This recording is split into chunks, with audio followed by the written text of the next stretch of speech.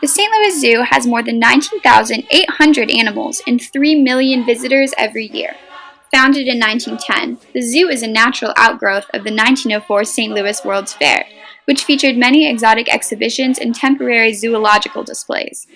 In the centuries since then, the standards and expectations in the zoo world have dramatically changed, from a circus-like focus on entertainment to a more mindful focus on conservation and animal welfare. However, the ethics of zoos in general are often critiqued, since zoos often contain animals in small enclosures that deny them their freedom and natural instincts. Documentaries like Blackfish have also called into question the legitimacy of zoos' claims about their commitments to animal welfare, inviting us to take a deeper look. But sometimes we can be pleasantly surprised. The St. Louis Zoo, while far from perfect, is routinely ranked on lists of the most humane zoos in the U.S. and the world.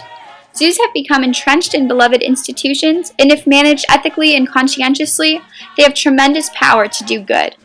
While I was visiting the St. Louis Zoo's chimpanzee exhibit with my family, my sister said, "Their eyes look so sad."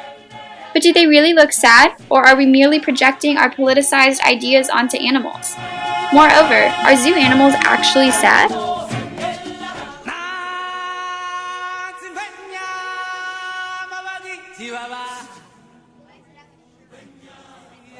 In thinking about this question, I consulted Bob Sussman, a Washington University and St. Louis primatologist who's been studying primates in the wild for decades in close conjunction with the St. Louis Zoo. Bob Sussman at Washington University Anthropology Department. Professor Sussman believes that people's concerns about animal welfare are often justified because being kept in small cages is against these animals' natures. The alternatives is that they're captured, they're put in small places, and many times they're not very happy and not very, they don't exist so well alone like that. I expected Professor Sussman to expound upon this, perhaps even to condemn zoos as oppressive institutions.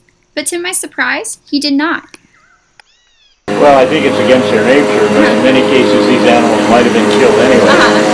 So the captivity situations at the zoo are right now in the best situation that they've been in. Okay. They put them into habitats that are quite like their own and things like that as much as they can. It's really hard to say, but I think in many cases if you watch the animals for a long time, then the animals get into quite active situations, they're quite active most of the time. So I think in many cases they're pretty happy, and in many cases they don't have another alternative. Yeah. They don't know another alternative. That's true. Susan Gallagher, Public Relations Director of the St. Louis Zoo, agrees.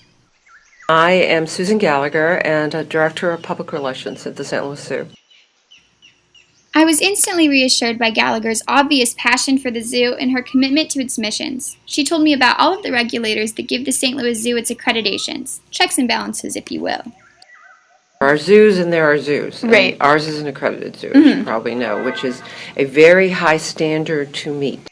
And we have a lot of regulators. We have the USDA regulating us, U.S. Fish and Wildlife regulating certain aspects, so many regulators. Gallagher also communicated the zoo's commitment to knowing the animal's provenance. She explained to me where the animals come from, and it's almost never from the wild. Many years ago, animals were taken from the wild. They are no longer taken from the wild unless they're orphaned. For example, we have an orphaned polar bear we think will come here. We haven't gotten the permit yet. And that's the polar bear exhibit, all the information you sent me with that, right? And that is an animal from a wild environment that the mother was killed. It was a sustenance hunt, which means that it was legal, and yet the mother was killed, and the hunter did not know that the mother had a cub. This challenges the criticism that zoos arbitrarily capture animals from the wild. Most of the time, the animals are actually born in captivity, and the rest of them are animals, like orphans, that would have almost certainly died in the wild. The zoo is an incredibly complex institution, and to reduce it to keeping animals in cages would be to do it a gross disservice. In fact, sometimes the zoo is the reason why that animal, or even that species, is still alive. What many people don't realize is that the zoo is an incredibly important research institution. It has 12 centers across the world and collaborates with 180 partner institutions, such as other zoos, universities, and animal rescue organizations. Most museums have a research component, but the St. Louis Zoo's research has especially potent consequences. Its efforts to protect habitats, increase reproductive health, and foster genetic diversity are life and death for these animals. Everything scientists know about the medical needs of wild animals comes from zoos. When possible, the St. Louis Zoo tries to reintroduce species back into the wild to augment wild populations of highly endangered species like lemurs. We've had some success. We've actually reintroduced zoo animals back into their native habitat. With antelope species in Africa, with certainly reintroduction of, this is interesting, the Ozark hellbender. We've also introduced on the primate level lemurs into Madagascar. Like any museum, the St. Louis Zoo has to balance many different interests, most significantly the balance between conservation and entertainment.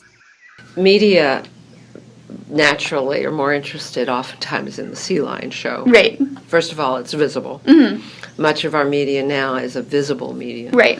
So essentially, we try very hard to interest reporters in conservation issues and to explain those things, and through signage and through all kinds of blogging and social media, we try very hard to carry those messages. We are very keen on making people understand their role in conservation and giving them a connection to animals so that they will care more about animals in the wild. Do you think that it takes that kind of contact, like face-to-face, so to speak, when people come in to make them care about these conservation issues? One of the aims of the signs posted around the St. Louis Zoo is to emphasize the idea that animals are just like us. It's a complex claim that zoo critics often struggle with. For example, if gorillas are just like us, then why are we looking at them behind glass enclosures? As Professor Sussman said, Well, primates are just like us and compared to other animals. Right. But compared to being humans, they're not humans. So that there's similarities to the statement, and there are also dissimilarities. The point of these just like us signs, however, is to foster empathy between visitors and the animals. And that certainly is our orientation, because we want people to watch sort of the grooming, the foraging for food, the playing, the parenting, other social interaction, and to understand and to see, the similarities. And again, it's an effort to inspire empathy, because primates are in big trouble. The St. Louis Zoo strives to be a place where interspecies connections can be made that hopefully will inspire people to empathize with other creatures. When humans recognize elements of ourselves in other creatures, their suffering feels much more personal, and we care more about protecting their habitats and their livelihood. This is especially important because, in some ways, the zoo is a mausoleum. It cares for species that are extinct or almost extinct.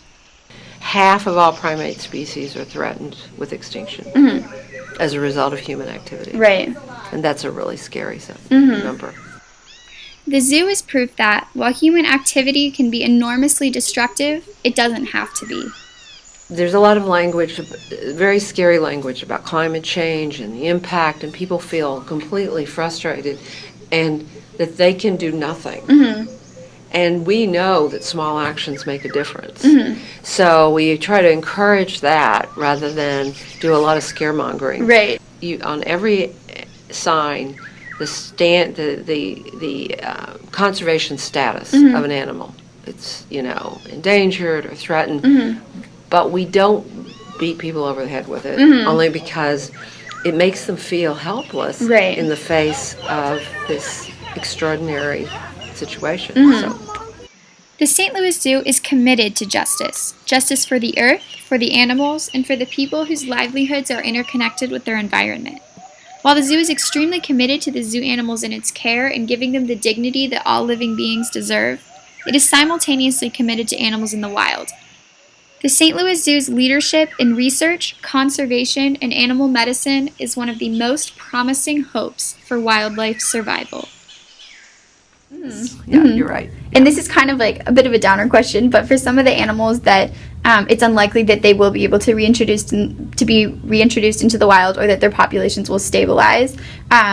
Do you see like zoo work as being kind of like giving back some of the dignity that their species has been robbed of by habitat deprivation, etc.? Absolutely. These animals are ambassadors of their kind. So they basically are the creatures who can carry the message about the need to conserve, the need to make sure that other species aren't driven to extinction by our behavior, our human behavior.